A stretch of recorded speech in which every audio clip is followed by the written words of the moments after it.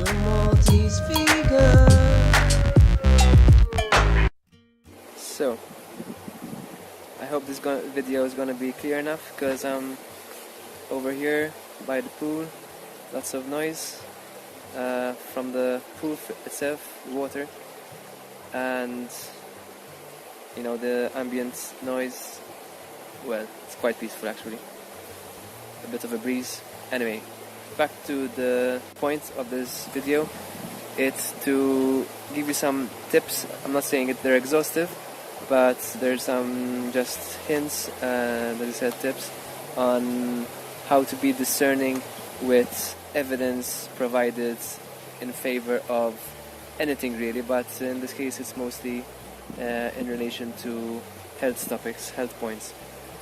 So very often you probably have been told that this ingredient is good for this kind of ailment, and it will get you better in no time, based on this particular article or whatnot that this person might have read. But obviously we also have lots of conflicting articles, lots of conflicting information. So how do you decide what's good and what's not?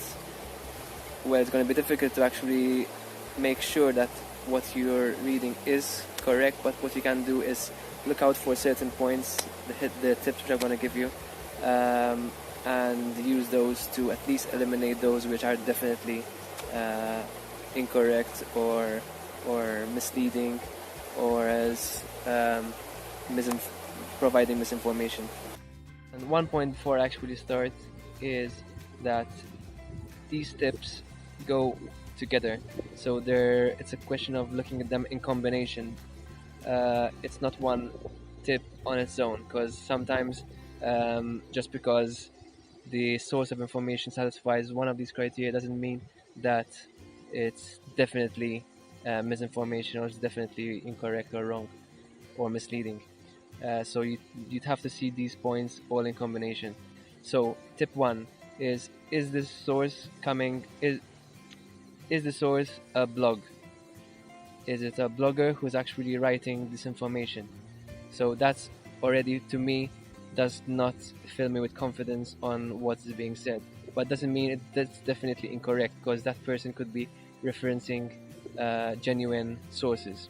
So that's why I said we need to look at these tips in combination. The next point is, are books being cited? Books tend to be much more reliable than blogs, I give you that, and that's granted. But it does not mean that just because someone wrote a book, even if that person is, which will bring me to the next point, even if that person is somehow qualified, does not mean that what is said in that book is definitely correct and should be treated as though it's the Bible if you're Catholic, or some form of definite truth. The book, it's important that that book is at the very least being written by someone who, as I just mentioned, is qualified, who at least knows the subject or has studied the subject, or is specialized or an expert in that subject. That gives you a bit more confidence. So you have to also see the author of that book. You could get, for example, a book written by a chiropractor talking about how to cure heart disease. So obviously I wouldn't trust what's written inside that book just because there's someone who has some qualifications but they're not related to the subject itself. Or else that person is just a common, no offense to any GPs, but just a common doctor and not someone who specializes in that subject. So it's important. And to get to the next point, even if that person might have expertise, it does not mean that what he says or what she says is the law, is correct. It's what's actually true. They might have their own agenda, so you have to get to the next step, which is another point which you need to verify. So the next point is, what is that person who is possibly qualified, who's talking about the subject, referring to any studies that he or anyone else actually did? Is he just using his title as a stamp of approval does not really back up what he's saying. So I could be a heart surgeon, never done a study or read a study since my graduation, and I start saying that lots of trans fats are good for you. Just because I'm qualified, does that mean that that's right? Obviously, you'd need that person is referring to studies, actual studies. So that's an extra guarantee that what you're hearing is actually good, correct, and backed by proper science. But even then, that's another point. Is the study done correctly, or even if it was done correctly, was it done at the highest of standards? Was it peer-reviewed? Was it a clinical study?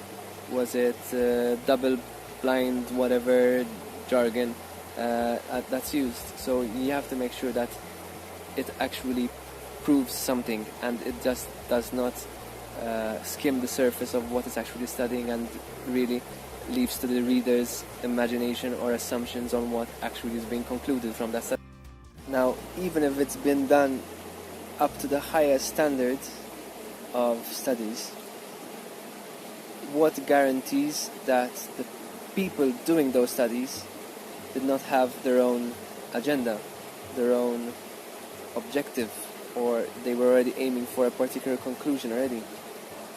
Whether it was done maliciously, so as to favor the company or industry that was making that study, or whether it was simply an inherent bias by the person himself.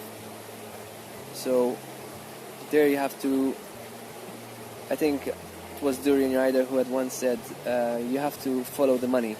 Where is the money coming from? What for the study? What's funding that study? Is that study, for example, if the study is to prove that meat is healthy, is it being done by the meat industry itself? I'm not saying that that would definitely rule out the study's validity, because it could be that it's still valid, the study, but it raises questions. What interest or what bias would that industry have? You could apply this to any industry, so I could, if you want me to be balanced, I could say the same thing could be happening with the broccoli industry. But then I'd say, which of the two industries has most money? I've never seen a broccoli advert, but I've seen loads of meat, frozen meat, and burger adverts. So you can see there the balance in information. And this brings me kind of full circle back to the person quoting that information. What interests do they have? So the first thing I like to do, even if it's just a blogger who is quoting some study or some information, is who that person is. Do they have a past of publishing articles or videos where they're saying that a certain product or a certain food item is good for you or bad for you? Are they have some association with some industry, or maybe with an NGO who is busy in promoting a certain product? Like, for example, very often you see these low carb meat promoting bloggers who tend to be working for the Western Price Foundation, which, as you might know, or if you don't, look it up, are hell-bent on promoting the consumption of meat, and if possible 100% meat in your diet. So anyway, be careful.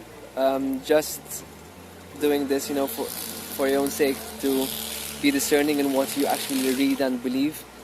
I'm gonna have to end this video as soon as possible, because you probably noticed that now we have even more noise than the beginning, and that doesn't make for a good video. So till later. If you like this video, subscribe, like, share, and see you in the next video.